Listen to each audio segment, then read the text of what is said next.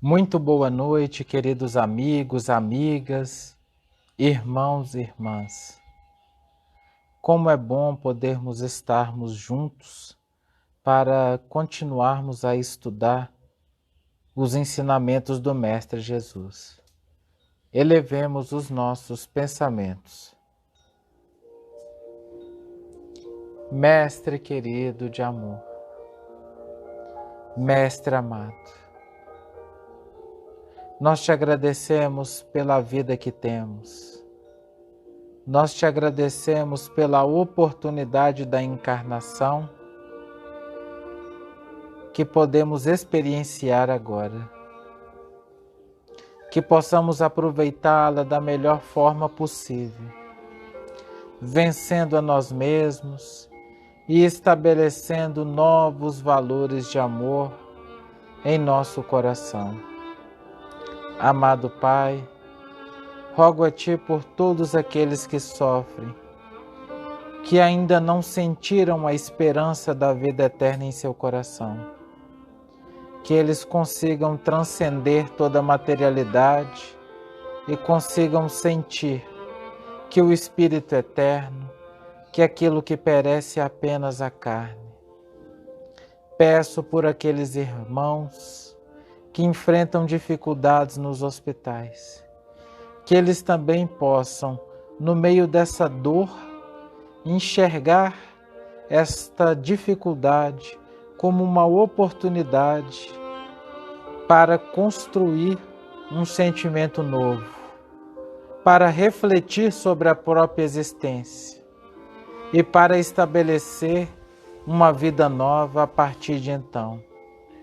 Mestre querido, que todos os desafios dessa idade nova possam ser para nós um convite para a construção do Evangelho em nossos corações.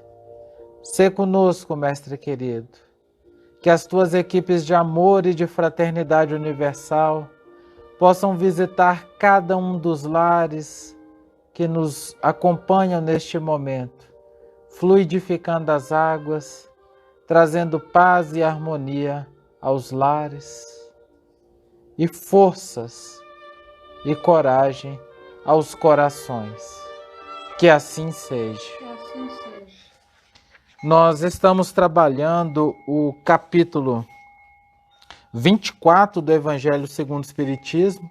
Estamos agora no item 8, intitulado Não vades aos gentios.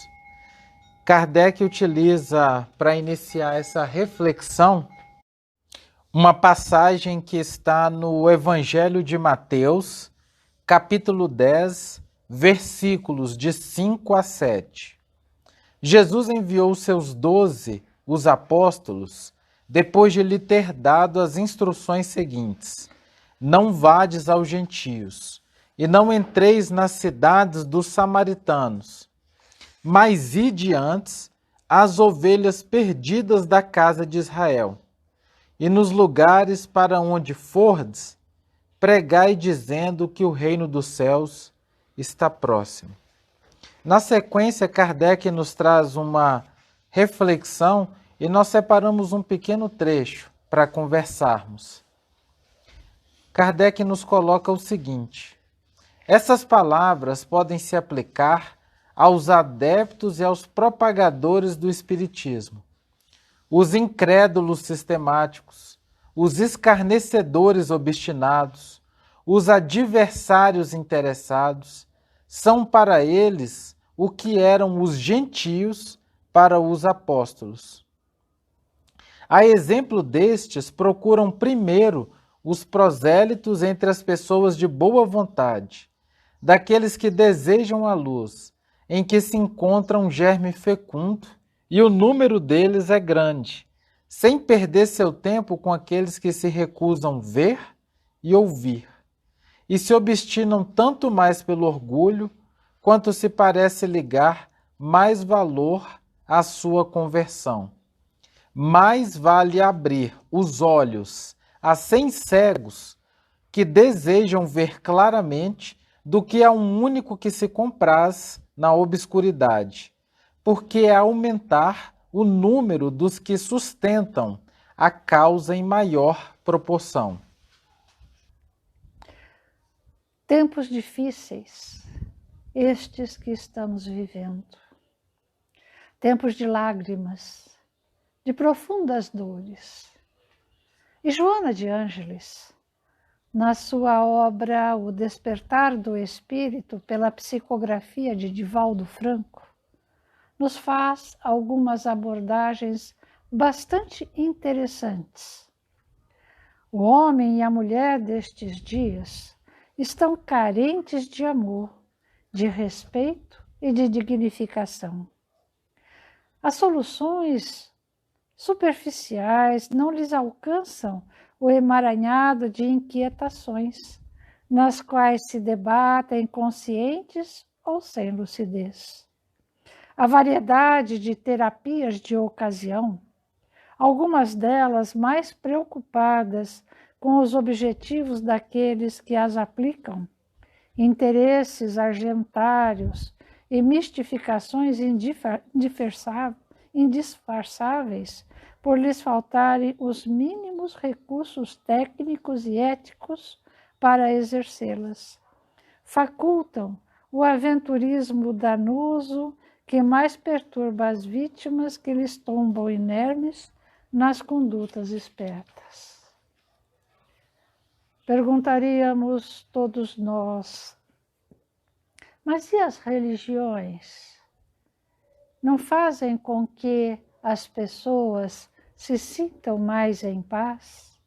E Joana de Ângeles nos coloca o seguinte: desamparada interiormente pela fé religiosa, que lhe oferece cerimônias complexas de cunho meramente social, objetivando a promoção do ego em detrimento do eu profundo, afasta-se do psiquismo divino, sua origem e sua meta, tornando-se agnóstico, não obstante, formalmente vinculado a uma doutrina ou seita que lhe ofereça a maior contribuição de vaidade ou de recursos transitórios para a valorização do personalismo.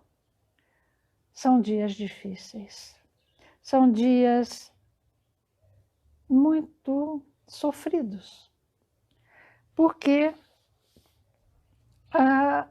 sentimos o vazio que nos envolve interiormente, as dúvidas que possuímos, e só que evitamos exteriorizar por orgulho.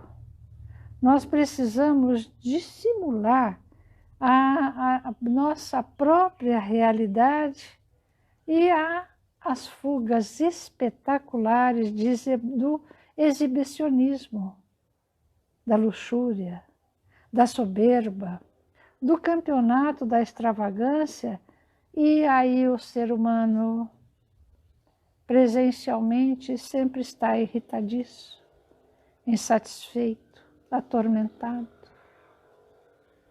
Enquanto nas camadas sociais ricas há aquela necessidade para o destaque na comunidade,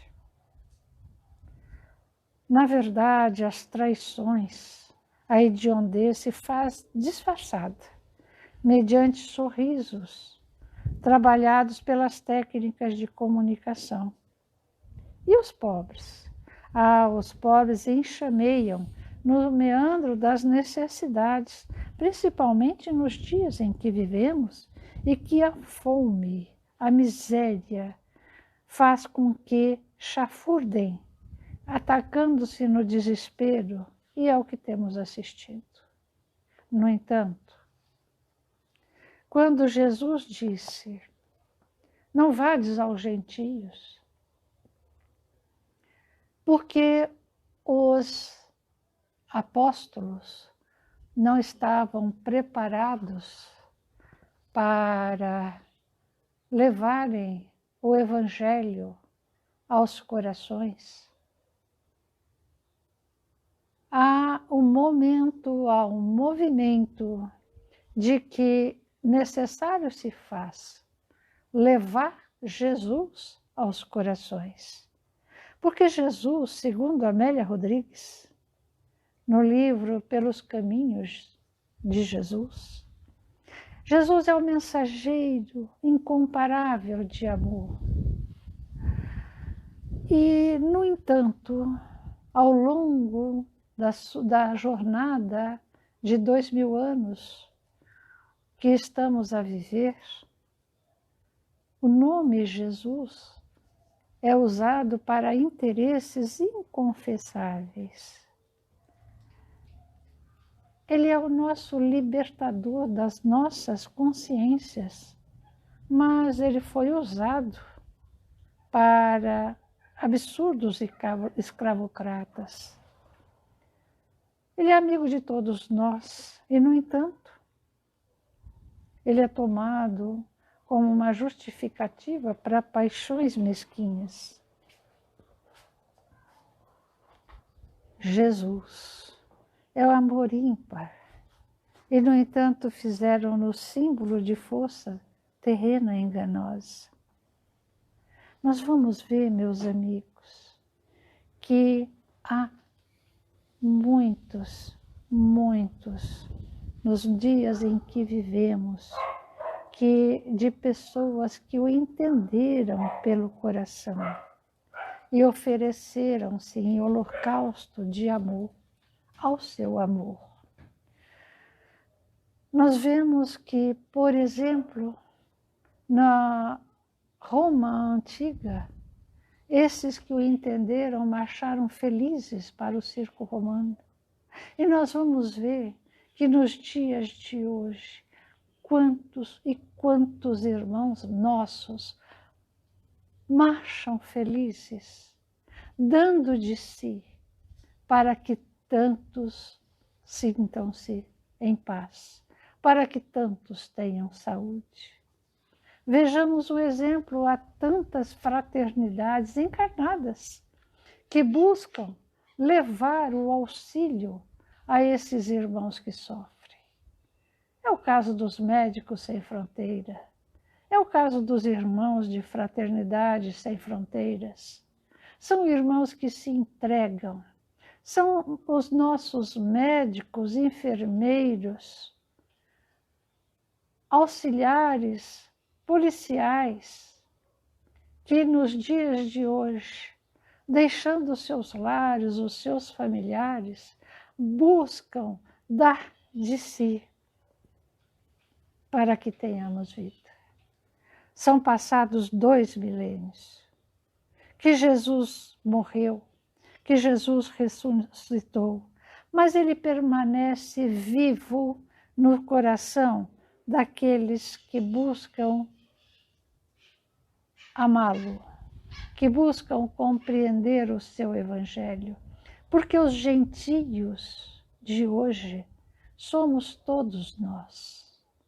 Os gentios de hoje são exatamente aquilo que nossa irmã Joana de Ângeles nos coloca, que o túnel pelo qual a humanidade jornadeia, pejada de sombras, escorregadio, parece não oferecer alternativas de mudança do comportamento, qual se fosse uma correnteza que arrasta a humanidade irresistivelmente no rumo do desconhecido.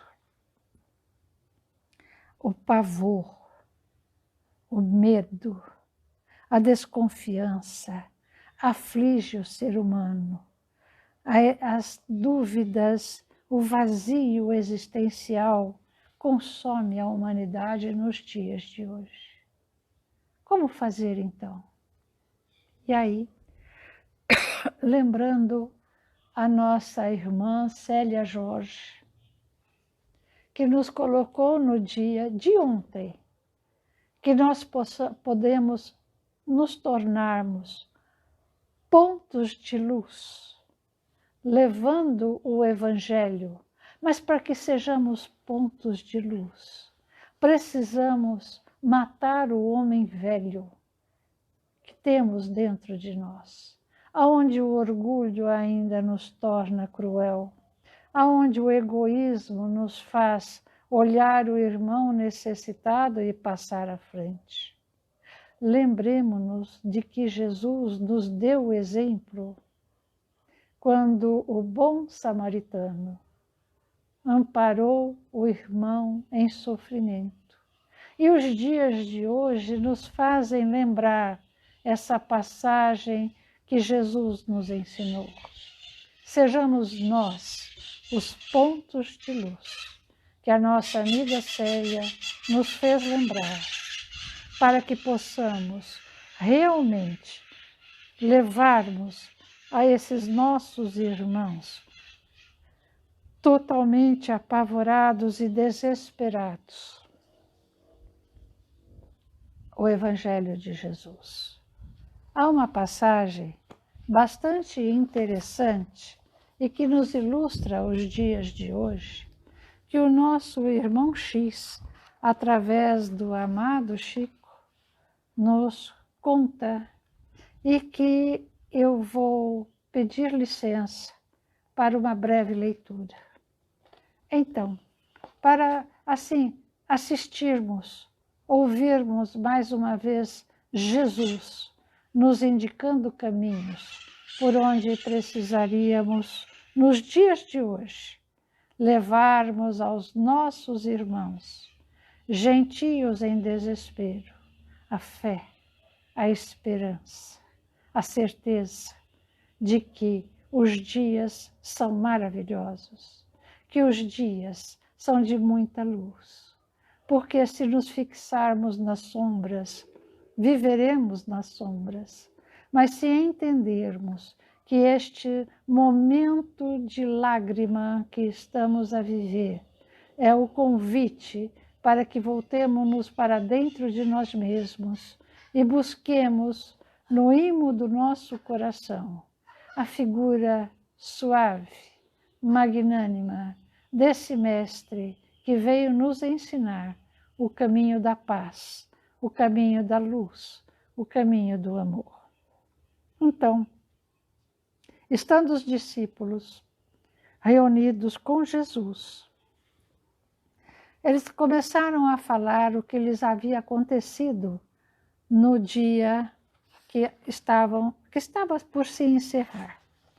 E aí dizia Pedro: eu fui surpreendido por um quadro constrangedor.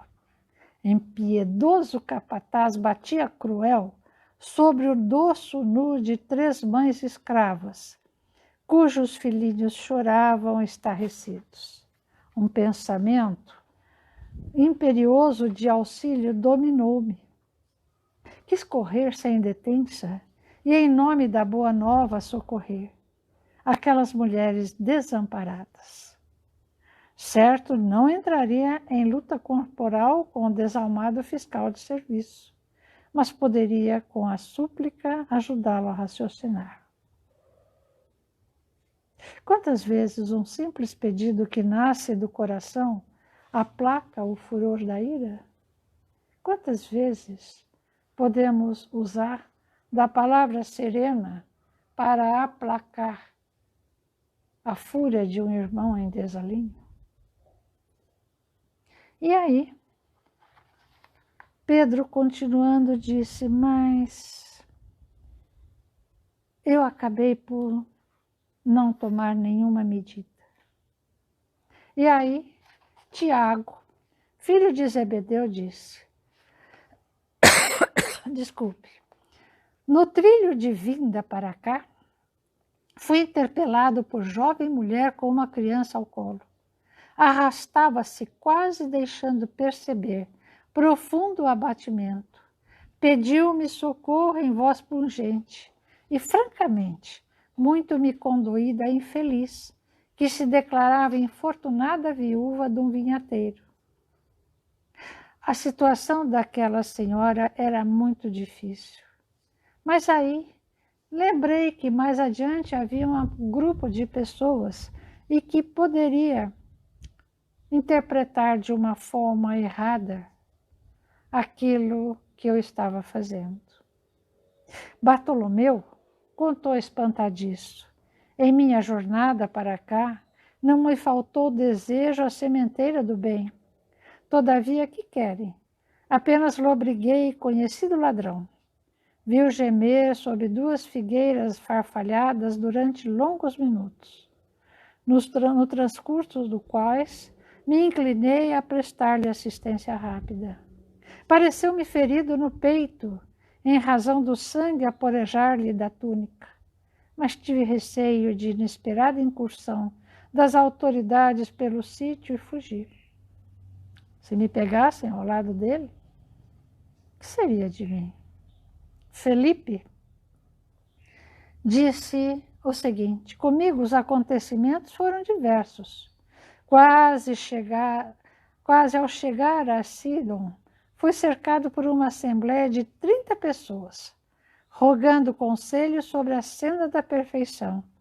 Desejavam ser instruídas quanto às novas ideias do reino de Deus e dirigiram-se a mim ansiosamente. Contemplavam-me simples e confiantes.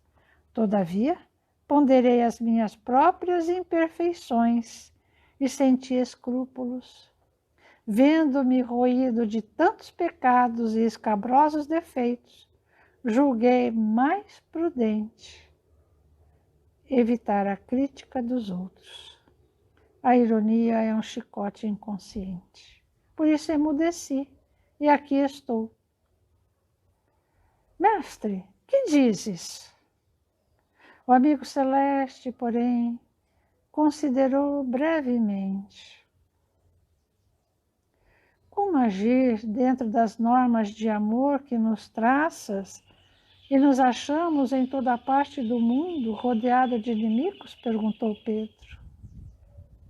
Disse Jesus: Pedro, todos os fracassos do dia constituem a resultante da ação de um só adversário, que muitos acalentam.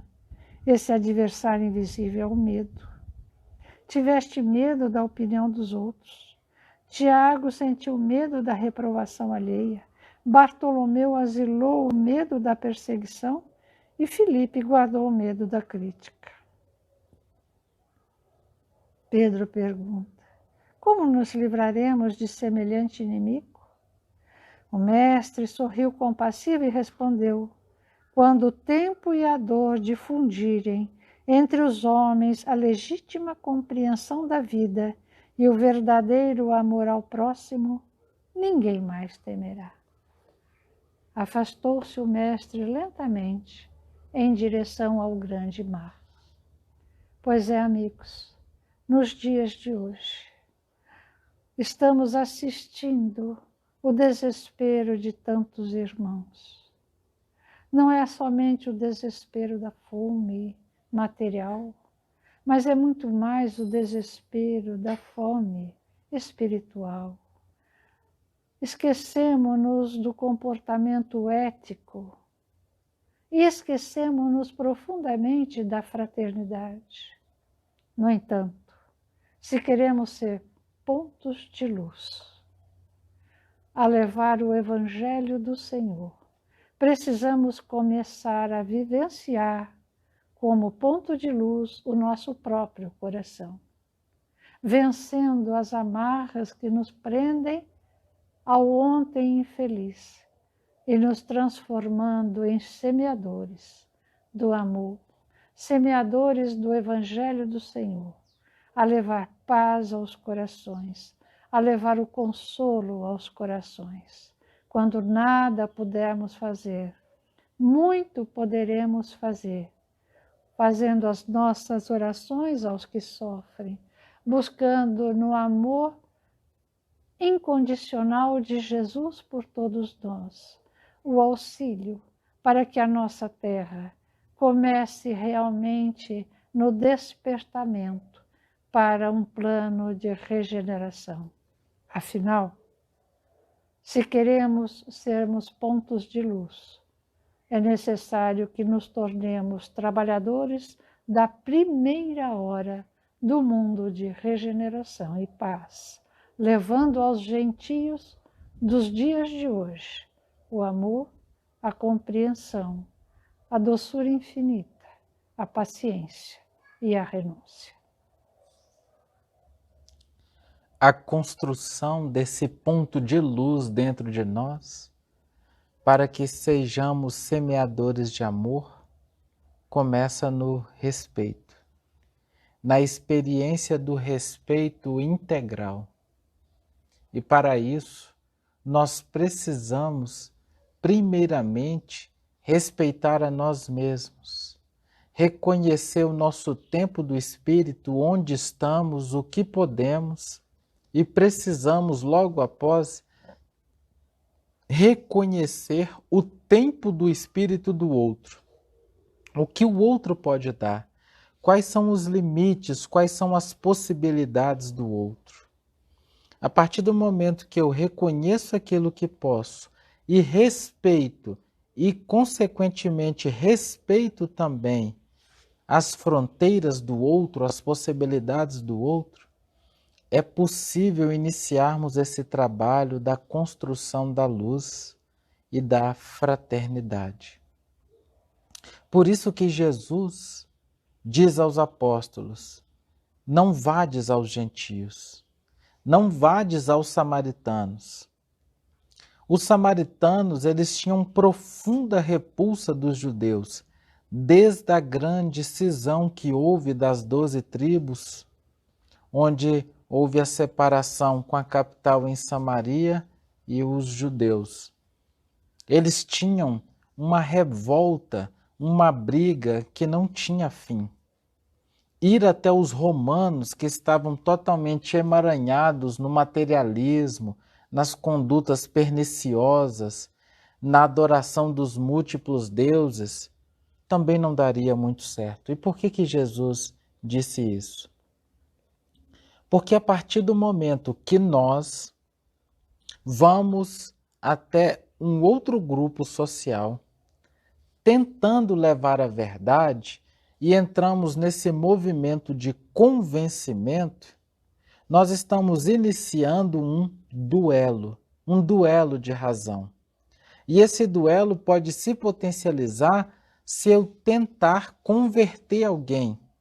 Se eu tenho um espírito que está num determinado nível de compreensão, um espírito que tem as suas crenças bem estabelecidas, e não percebo isso, e entro nessa contenda de dizer que ele está errado e o que eu trago é certo, ali começou uma grande relação de briga, uma grande relação de violência e de desrespeito.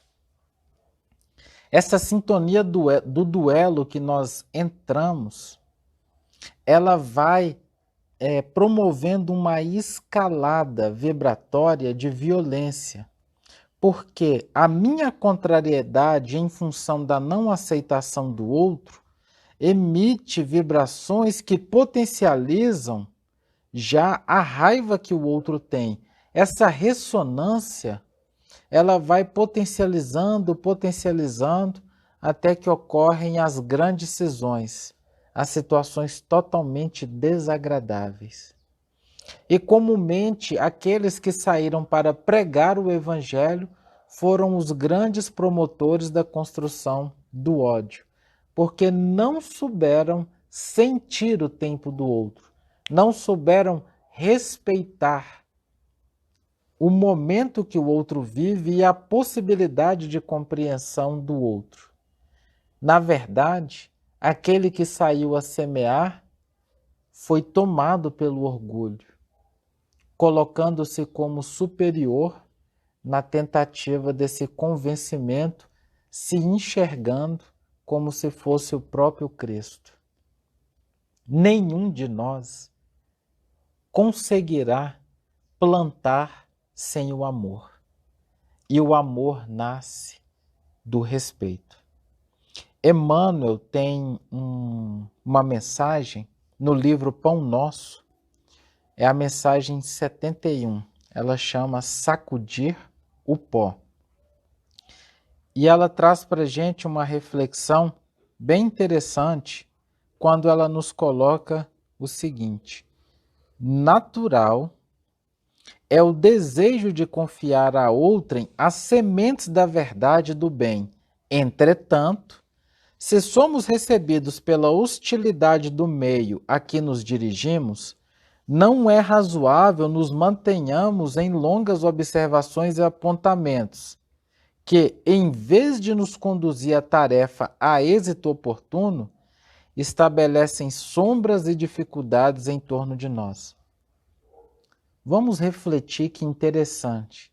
Querendo levar o bem, mas querendo levar o bem empregando o não respeito ao outro, eu crio uma psicosfera de violência e sombras.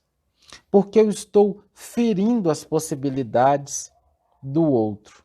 E isso não é cristão. Por isso que Emmanuel, na sequência, coloca para todos nós: se alguém não te recebeu a boa vontade, nem te recebeu a boa intenção, ele traz a pergunta: por que a perda de tempo em sentenças acusatórias? Por que esse movimento de transformar o outro? Tal atitude não soluciona os problemas espirituais. O único movimento que soluciona qualquer problema espiritual é o amor. E o amor é renúncia. O amor é dedicação. O amor é trabalho silencioso. Os gentios, os samaritanos, como foram colocados aqui, cada um desses irmãos que nós vamos entender como irmãos que ainda não têm uma compreensão do que seja a verdade do Evangelho, vai ser por meio do nosso exemplo, da nossa renúncia, do dar de nós, da gente procurar fazer o bem, de procurarmos efetivamente servir. São por meio dessas condutas que nós conseguiremos respeitar o outro nesse trabalho silencioso. A gente não tem que resolver nada aqui e agora, porque a morte vai visitar todos nós e todos terão consciência da vida espiritual.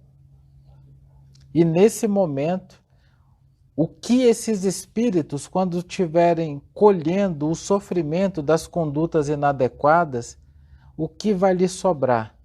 Vai lhe sobrar os exemplos de amor que eles receberam, os exemplos de amor desinteressado.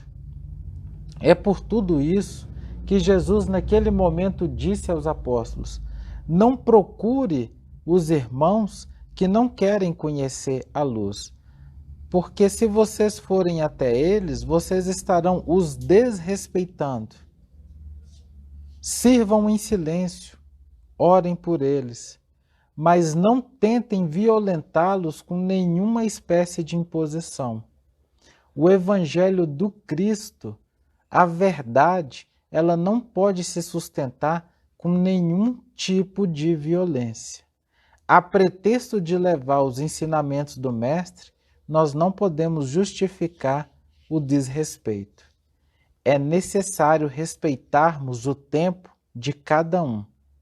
Respeitarmos os tempos dos nossos amigos, dos nossos familiares. Mas, em respeitando esse tempo, Jesus não nos convida a ficarmos inertes. Pelo contrário, ele nos convida a respeitar agindo, fazendo o bem, servindo. E se recebermos uma pedrada, que nós passemos por cima disso e façamos ainda mais o bem. E que se bater em um lado da face, que a gente passe a dar o outro lado. Que a gente sirva incondicionalmente, sem olhar a quem e nem tampouco perguntar por quanto tempo. E que quanto mais a gente seja caluniado e difamado, que a gente se esforce por perdoar ainda mais. Jesus. Nós vos agradecemos pelas bênçãos deste dia que acaba por nos dar. Nós te agradecemos, doce meigo Jesus, por essa terra, verdadeiro paraíso que se veste de flores, se veste de perfumes, onde os nossos pequenos companheiros de outras raças estão a nos apontar os caminhos de um amor sem medidas. Nós te agradecemos, Senhor, por esses momentos de sofrimento, sim, mas que nos mostra o caminho de retorno a nós mesmos.